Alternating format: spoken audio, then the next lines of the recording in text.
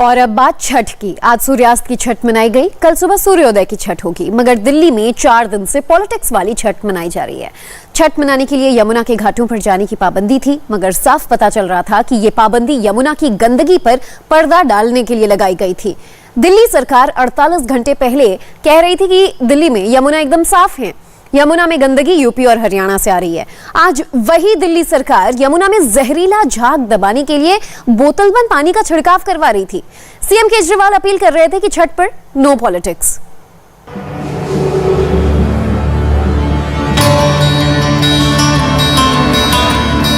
प्रकृति पूजा का पर्व छठ अपने उरूज पर है। छठ का एक बड़ा संदेश है, जो अस्त होता है वो उदय भी होता है। इसलिए पहले डूबते सूर्य की आराधना का अर्घ्य होता है।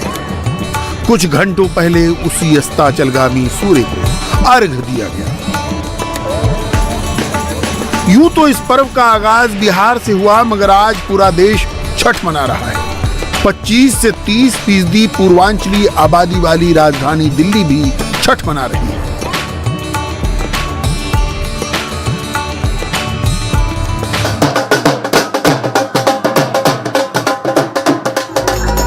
मगर दिल्ली में इस बार प्रकृति पर्व छठ, पर्यावरण पर्व छठ प्रदूषण की सियासत में डूब गया दिखता है।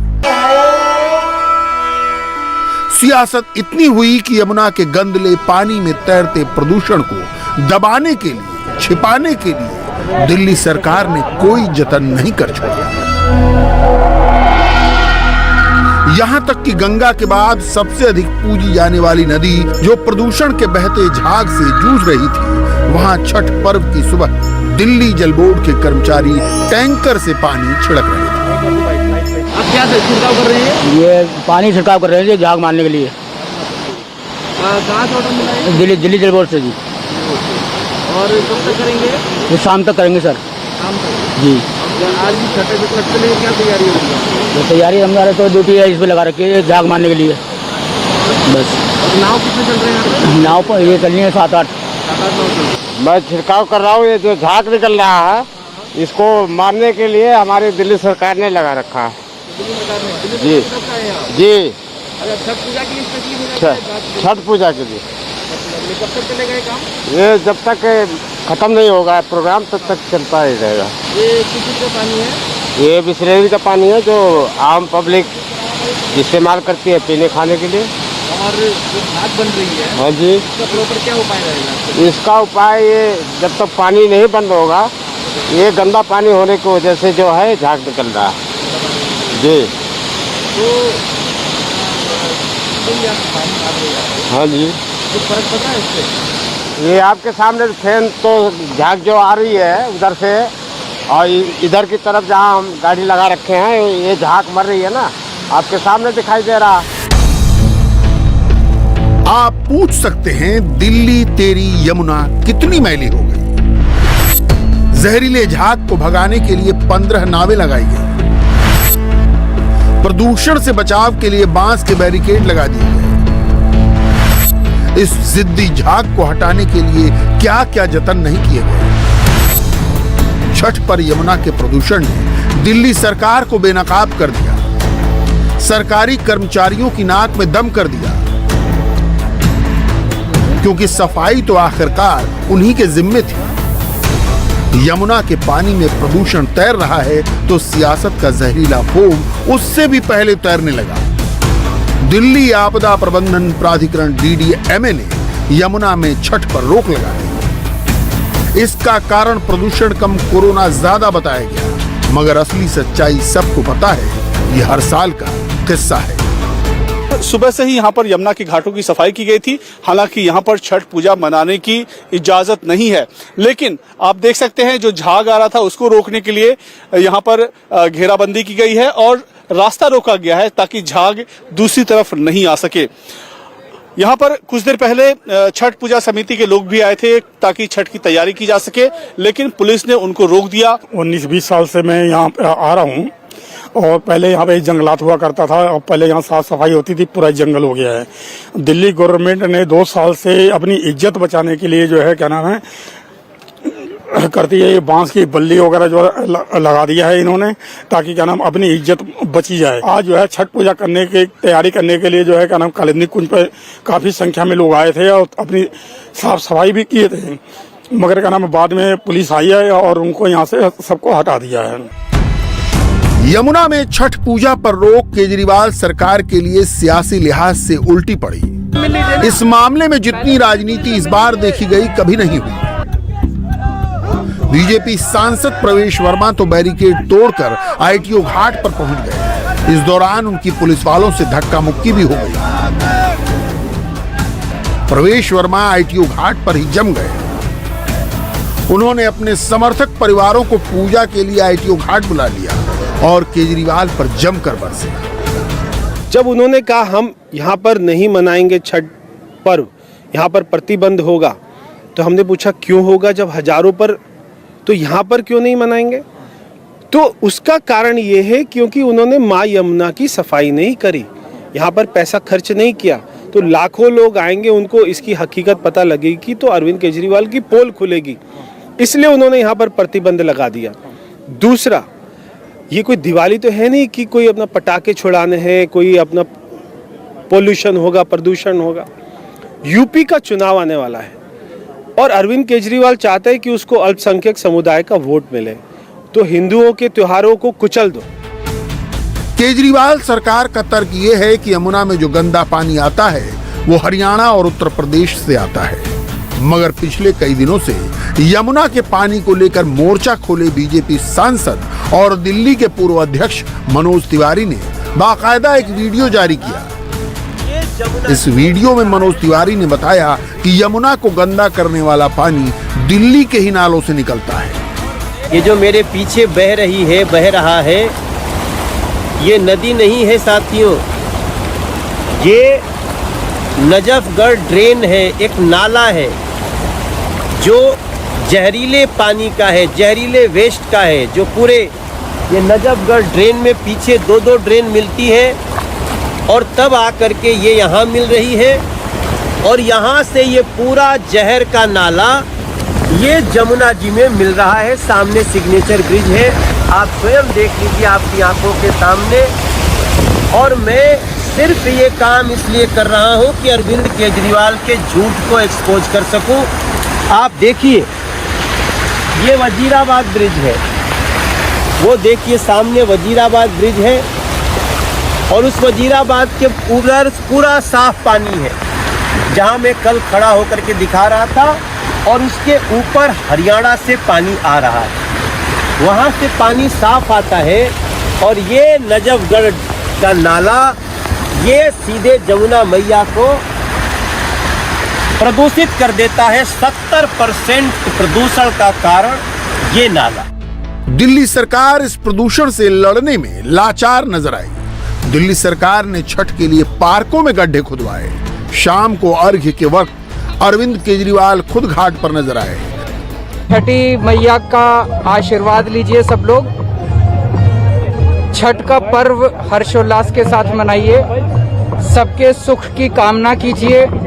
इस वक्त राजनीति नहीं, इस वक्त सब लोग एक साथ मिलके, चाहे किसी भी पार्टी के हों, चाहे इस पार्टी के हों चाहे उस पार्टी के हों, सब लोग मिलके छठ पर्व मनाइए।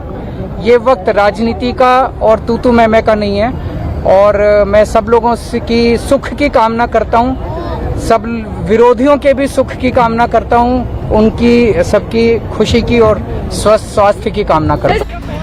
मगर सोशल मीडिया पर आईआईटी के डिग्री होल्डर केजरीवाल मजाक का बायस बनते रहे। कोई इस मजाक को गलत ठहरा सकता है, मगर सवाल है कि इसके लिए जिम्मेदार कौन है। यमुना के लिए दिल्ली सरकार ने साल 2018-19 के लिए 590 लाख रुपए आवंटित किए थे। 2019-20 के लिए 4,269 लाख, 2020-21 के लिए 15,148 लाख और 2021-22 के लिए 2,074 करोड़ का बजट तय किया गया है। यमुना एक्शन प्लान 1 और 2 के तहत 1514 करोड़ रुपए यमुना के पानी में बह चुके हैं। सिर्फ इतना ही नहीं, नमामि गंगे के तहत 3,941 करोड़ रुपए बजट के साथ 17 प्रोजेक्ट दिल्ली को मिले हैं। जाहिर है दिल्ली सरकार यमुना की सफाई के मसले पर फेल रही है। ऐसे में वो खुद हमलों का मौका मुहैया करा रही है। अरविंद केजरीवाल सरकार की अकर्मण्यता, उनके दिल्ली जल बोर्ड जो इसकी कार्यदायी संस्था है, जो इम्प्लीमेंटिंग एजेंसी है, उसकी अकर्मण्यता, उसके उदासीनता, उसके कारण से ही ये परिस्थितियां बनी है। और दिल्ली सरकार और दिल्ली सरकार के मुखिया केवल झूठ बोल करके अपनी विफलताओं का ठीकरा दूसरों को सर पर फोड़ करके और इससे पाक साफ निकलने का प्रयास कर रहे हैं। ये जो क्लीन यमुना का उनका दावा था, ये केवल और केवल यमुना के पानी तक ही नहीं, कि अगर बात करूं तो ये विफलता तो आप और मैं हम सब लोग देख ही रहे हैं। और वो भी तब जब भारत सरकार ने इनके प्रोजेक्ट्स पर पैसा दिया है। भारत सरकार ने इनके जो स्टेट प्रोजेक्ट था उसमें भी 50% कंट्रीब्यूशन अपनी तरफ से रेट्रोएक्टिव फंडिंग के आधार पर दिया है। जिन प्रोजेक्ट्स के लिए पैसा दिया था उन प्रोजेक्ट्स में अधिकांश में काम प्रारंभ नहीं हुआ है। जिनमें काम प्रारंभ हुआ है वो टाइमलाइन से पीछे चल रहे हैं। जिनमें काम आवंटित हो जाना चाहिए था वो आवंटन 2-2 साल से अटके हुए हैं। जो आवंटन हो गया वहाँ साइट सिलेक्शन नहीं हुआ है। इन्होंने ऐसे ही एक जो है हवाई किला, इस तरह का डिसेंट्रलाइज सीवेज ट्रीटमेंट प्रोजेक्ट बनाएंगे, उसको लेकर के दिया। एनजीटी में उसकी रूपरेखा एनजीटी के सामने रखी है। मुझे लगता है शायद वो न्यायालय को भी ठगने की मंशा उनकी थी, जैसे वो दिल्ली के लोगों को ठगते हैं। और उन्होंने उस मंशा के साथ में प्रोजेक्ट्स दिए। न उन प्रोजेक्ट्स का कहीं ज़मीन था, न उसके लिए लैंड अवेलेबल थी। लैंड अवेलेबल थी तो उस प्रोजेक्ट्स पे ठीक से काम करने की अनुमति नहीं मिली। और आज 3-3, 4-4 साल बीत जाने के बाद में भी आज भी उनमें काम प्रारंभ नहीं हो पाए। ये इस बात का परिचायक है कि दिल्ली की सरकार और सरकार के मुखिया केवल झूठ बोल करके लोगों को भ्रमित करना चाहते हैं। केजरीवाल सरकार कहती है दिल्ली में यमुना हरियाणा और यूपी की वजह से प्रदूषित होती है, मगर यूपी वालों का तर्क है कि दिल्ली की वजह से यूपी में यमुना प्रदूषित है। खास तौर पर दिल्ली से सटे पड़ोस के नोएडा में दिल्ली यूपी बॉर्डर पर कालिंदी कुंज में आज सैकड़ों श्रद्धालु इकट्ठा हुए। एक बैराज क्रॉस करने के बाद दिल्ली का पानी जब नोएडा पहुंच रहा था तो उसमें झाग साफ साफ दिख रहा था। यानी दिल्ली सरकार की झाग हटाने की सच्चाई नोएडा में दिख रही थी। आलम यह था कि लोग खुद पानी साफ करके सूर्य भगवान को अर्घ्य दे रहे थे और इस प्रदूषण के लिए सरकारों को जिम्मेदार ठहरा रहे थे। सुनने में आया कि जहरीला झाग है ये तो, है ना? तो कितने लोगों को सरकार से तो कुछ तो करना चाहिए ना, इसके लिए सफाई होनी चाहिए इसकी, लेकिन किए नहीं है। तो सरकार को तो पता है जमुना जी आएंगे ही लोग, आज 2 साल के बाद आ रहे हैं, अभी कोई कुछ सफाई नहीं है। पहले से होना चाहिए, आज के करने से क्या होगा सर? और रात की बात है, फिर सवेरे होगा, कहानी साफ करवाना चाहिए था। 1 साल का गैप भी मिला था उन लोगों को, तो उसमें तो करना ही चाहिए था इन लोगों को। अब गंदगी देखिए, ये ऐसे भगवान की कौन पूजा करता है आप बताइए? ये सरकार का काम है कि नहीं? होता है कि नहीं? ये आप गंदगी देखिए यहाँ पे, समझ नहीं आ रहा पूजा कैसे करें। खुद ही आप लोगों को झाग हटाना पड़ रहा है, आप खुद देखिए ना गंदगी।